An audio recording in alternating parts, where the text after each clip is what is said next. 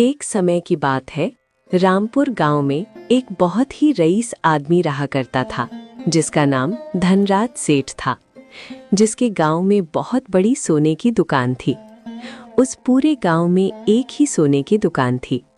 गांव में एक ही सोने की दुकान होने के कारण वो बहुत ऊंचे दाम में सोना बेचता। गांव में जो पैसे वाले लोग थे, अक्सर वही उसके पास सोना खरीदने जाया करते।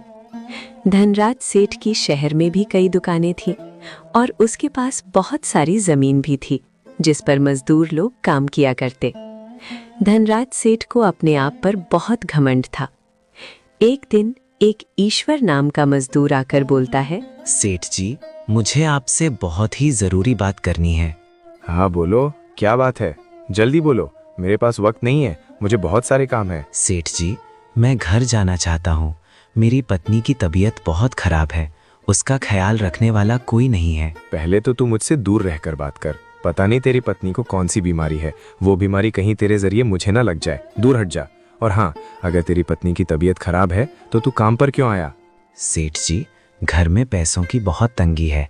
अगर मैं काम पर नहीं आता तो मेरी तनख्वाह काट ली जाती, इसीलिए मैं काम पर आया। लेकिन तू तो आधा अधूरा काम छोड़कर जाने की बात कर रहा है, तो तुझे क्या लगता है आधा दिन भरकर मैं तुझे पूरे दिन की तनख्वाह दूंगा? बिल्कुल भी नहीं। मैं अच्छे से जानता हूँ तू जानबूझकर दिखावे के लिए आज काम पर आया था, ताकि तू मुझे ये दिखा सके कि तुझे तेरी पत्नी की तबीयत से ज्यादा मेरी काम की पड़ी है। ये नौटंकी मेरे सामने नहीं चलेगी। चुपचाप अपना पूरा काम कर और फिर ही घर जाना, नहीं तो मैं तुझे आज की तनख्वाह नहीं दूंगा। ऐसा मत कीजिए सेठ जी, भले ही मुझे आधे दिन की तनख्वाह कम दीजिए, लेकिन मुझे अब जाने दीजिए। मेरी पत्नी की तबीयत बहुत खराब है। तेरी हिम्मत कैसे हुई मुझे जबान लड़ाने की? तू जानता नहीं मैं कौन हूँ। अगर तुझे जाना है तो जा, तुझे कोई तनख्वाह नहीं मिलेगी। और हाँ, कल से काम पर आने की भी जरूरत नहीं है। अगर काम करना है तो ठीक से करो, वरना निकलो यहाँ से। तुम जैसे की कोई कमी नहीं है। तुम जैसे मुझे हजारों मिल जाएंगे, समझा?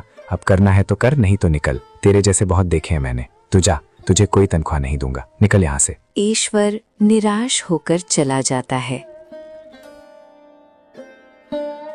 जी, आपने ये ठीक नहीं किया। वो दोनों बेचारे पति पत्नी अकेले ही रहते हैं।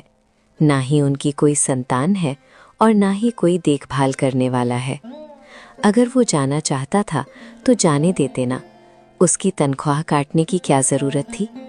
कभी तो किसी की समस्या समझ लिया करो। आपके अंदर दिल है भी या नहीं? बुरा वक्त किसी पर भी आ सकता है। इतना भी घमंड करना अच्छी बात नहीं है। ऊपर वाले ने आप पर इतनी कृपा की है कि आपको किसी बात की कोई कमी नहीं, लेकिन आप इस बात को अपना घमंड मानकर बैठ गए हो।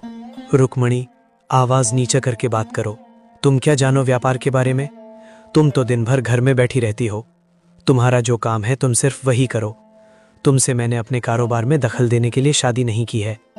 तुम्हारा काम है मेरे बच्चों को देखना और इस घर का ख्याल रखना।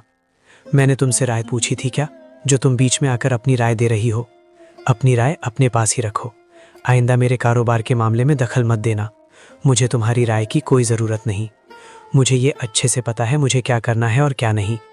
वैसे भी मुझे इन गरीबों से सख्त नफरत है। इन्हें देखता हूँ तो मेरा खून खलता है।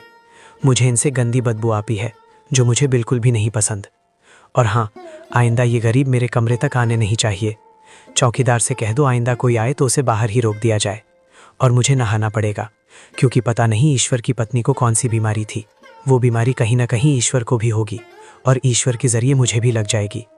जब से उसे मिला हूँ मुझे अजीब सा लग रहा है। मैं नहा कर आता हूँ। हटो और जाओ यहाँ से। तुम भी अपना काम करो। धनराज सेठ गरीबों से बहुत चिढ़ता था। इधर ईश्वर घर आता है तो देखता है कि उसकी पत्नी की तबीयत बहुत ज्यादा खराब होती है। लक्ष्मी, तुम ठीक तो हो ना? तुम्हारी तबीयत ज्यादा खराब लग रही है। वैद्य जी को बुलाऊं क्या? नहीं, मैं ठीक हूँ।